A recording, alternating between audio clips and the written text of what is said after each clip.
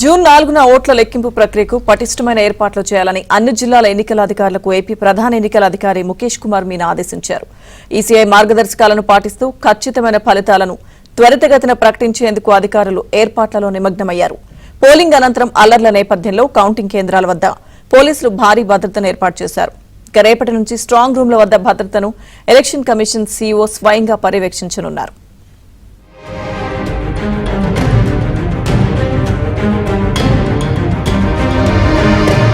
Counting కు పూర్తిస్థాయి ఏర్పాట్లు చేయాలని, పటిష్టమైన భద్రతా చర్యలు చేపట్టాలని అన్ని జిల్లాల ఎన్నికల అధికారులతో సీఈఓ ముఖేష్ కుమార్ మీనా ఇప్పటికే వీడియో కాన్ఫరెన్స్ నిర్వహించారు. ఓట్ల లెక్కింపుకు చేస్తున్న ఏర్పాట్లను ఆయన జిల్లా అధికారుల్ని అడిగి స్వయంగా సమీక్షించారు.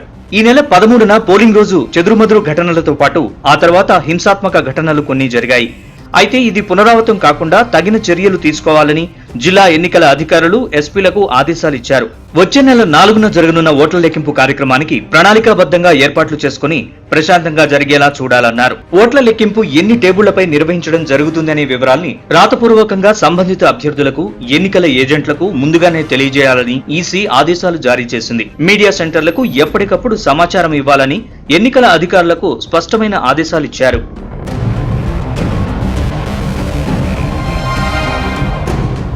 ఇదిలా ఉంటే కౌంటింగ్ రూమ్లు, స్ట్రాంగ్ రూమ్లను పర్యవేక్షించేందుకు సీఈఓ ఎంకే మీనా రెడీ అయ్యారు. ఓట్ల లెక్కింపు కేంద్రాలకు ఈవీఎం, వీవీప్యాట్లను తరలించే మార్గాలు, అభ్యర్థులు, ఏజెంట్లు వెళ్లడానికి వేర్వేరు మార్గాలు ఏర్పాటు చేయనున్నారు.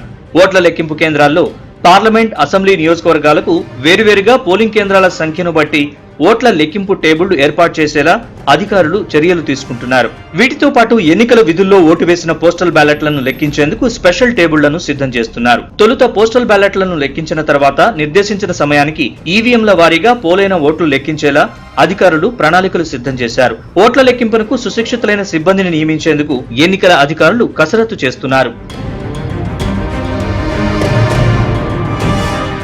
కౌంటింగ్ కేంద్రాల అధికారులు ఇచ్చే ఫలితాల్ని శరవేగంగా బాహ్య ప్రపంచానికి తెలిపేందుకు హైస్పీడ్ ఇంటర్నెట్ ఏర్పాటు చేసుకోవాలని ఈసీ మార్గదర్శకాలు విడుదల చేసింది.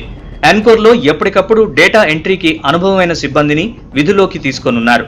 గుర్తింపు కార్డు లేని వ్యక్తులు, అనధికార వ్యక్తులు, ఇతరుల వాహనాలు ఎట్టి పరిస్థితుల్లో ఓట్ల లెక్కింపు జరిగే ప్రాంగణాల్లోకి అనుమతించకుండా పోలీసులు పటిష్టమైన బందోబస్తు సిద్ధం చేస్తున్నారు. ఇప్పటికే ఈవీఎంలు భద్రపరిచిన స్ట్రాంగ్ రూమ్ల వద్ద కేంద్ర, రాష్ట్ర పోలీసు బలగాలతో 3 అంచెల భద్రత కొనసాగుతోంది.